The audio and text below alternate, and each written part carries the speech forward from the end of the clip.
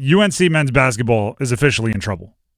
We've been flirting with this idea for a while, talking about, well, if they don't this, that, the third, if this doesn't click, they could be in trouble. It's trouble time. It's trouble time. Lost to number 7 Florida last night. Final score makes it look a little respectable. It's how it happened that makes the alarm bell sound. And pairing it with the fact that they haven't had a power conference, non-conference victory this season. Now, I do have to give one of our sales guys, Chad, the shout-out. For most of yesterday, made it sound like they have not beaten absolutely anyone in their non-conference schedule. They did beat Dayton in the opening round of the Maui Invitational. Dayton has since worked their way up to the top 25. They just beat Marquette this past Saturday. It was a top 10 team. Yep, and it was a very close game. They have Cincinnati coming up. Chad's a big Dayton fan. We did the breakdown. So they have a non-power conference, a mid-major but nice non-conference win. Again, if you look at that one, it's different. Still a good one. They were behind by a bunch, had to storm back, kind of their MO. And actually, I'll even say this. If they won last night against Florida, I still think I'd be saying if it looked the exact same, but they grabbed one of those 2 rebounds and made a couple free throws in the final 2 minutes, which they didn't do. They went 0 for 4 and let Florida get a bunch of offensive rebounds. But if they won that game, I still think the way it happened would have been close to sounding alarm bells. First, let's hear from Hubert Davis, the head coach, on why, or maybe not being sure why, the team is struggling. I can't explain. To play with that type of energy and effort in the second half and not have that consistently in the first half or for an entire game is something that's been the consistent theme for us. Or it's not sustainable. Can't explain it. Well, that's not good. If you have a problem and you don't know what the problem is, you got a bigger problem. Last night, to be honest with you, had some good. They got down big early, started like I don't know, overcooked spaghetti, just. Then they stormed back, right? Made the comeback, made it close, took the lead late. RJ Davis was much more efficient as a scorer and scored a bunch of points, which was nice to see. They defended, I believe, well for the most part, at least decent. Got out-rebounded, but that should be expected when there's times out there your tallest guy is 6'6", probably 6'5", but listed at 6'6". It wasn't all bad. There was some good, but they couldn't shoot. They still cannot shoot the darn 3. And if they can't do that, none of that other stuff matters. If they can't do that, even if like you were able to steal a win against Florida because you got to the free throw line a boatload of times, or because you had the ball bounce your way during a dramatic comeback, if they can't shoot, none of it matters. You have this. You have the understanding that you can be undersized and still be a good team. Right? You don't necessarily need, twin 7-footers in the post to be a good team. You can be undersized where you're either skinny or not tall, right? Everybody out there, and still be a good team. A lot of us predicted they would be a good team despite being undersized. You can also struggle shooting the 3 and still be a good team. Right? We've seen teams that are like, hey, we'll shoot it if it's wide open. Other than that, we're going to get it into the paint. We're going to run. We're going to look for layups. We're going to try to get to the free throw line. We're going to push it to the bucket. We're going to attack the rim. You can be a struggling three-point shooting team and still be a good team. You can't be undersized and struggle shooting the 3 and still be a good team. And that's where you need to focus if you're UNC.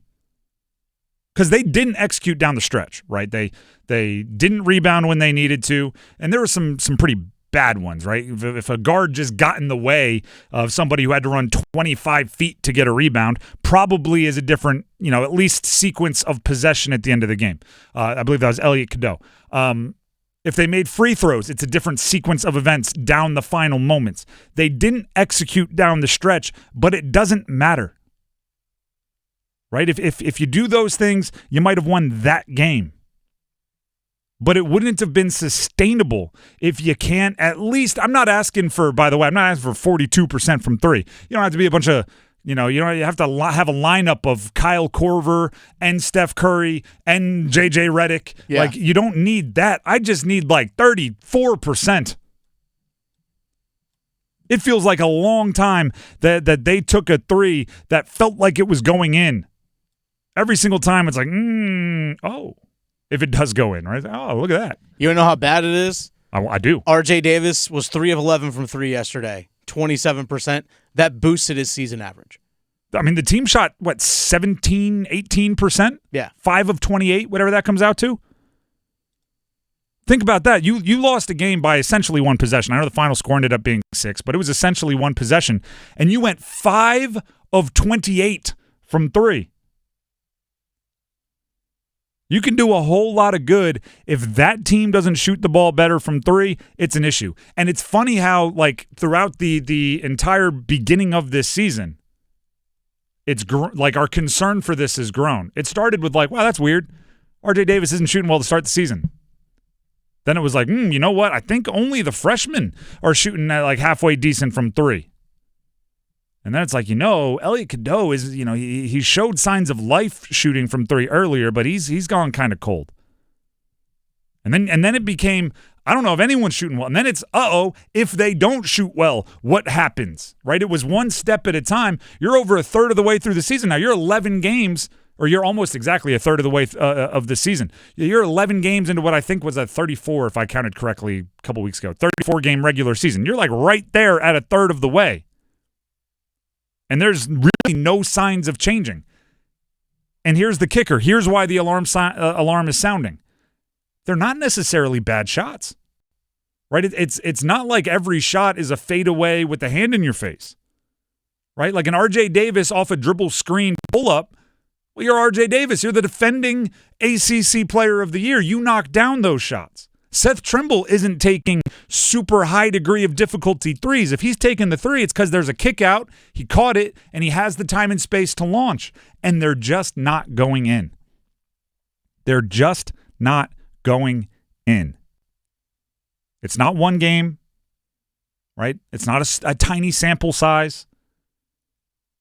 It's an undersized team that is not making up the difference from 3. And you brought it up. Like, RJ Davis had a good day. I don't think you can ask RJ Davis to score more than 29 points on 19 shots. He shot above 50% from the field. He shot scored 29 points. That's a good day. 3 of 11 from 3 is not as great a day, but that just shows you how good he was when attacking. Also had 8 rebounds. Also had 7 rebounds for Seth Trimble. Those guys can't be your leading rebounders considering they're, 6 foot and 6'3" guards.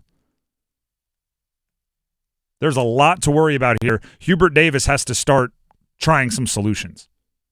Right? It's past the point of, we have a plan from the preseason. We don't want to bail on it too early. We don't want to panic. It's to the point where it's like, you better fix things because you have UCLA next. One more tune-up game than the ACC schedule. Like, making the NCAA tournament officially on notice. And that's absurd to say for UNC 11 games into a season, but you have to say it. What was it? It was Denny Green, right? You are what your record says you are. You're 6-5 and you're shooting the 3 horrendously. You are what your record says you are. Let's see what they are in the season. I've been looking at individual games. From 3 this season, they are shooting 31%. It's actually better than I would have expected. Eye test does not say they're shooting that well.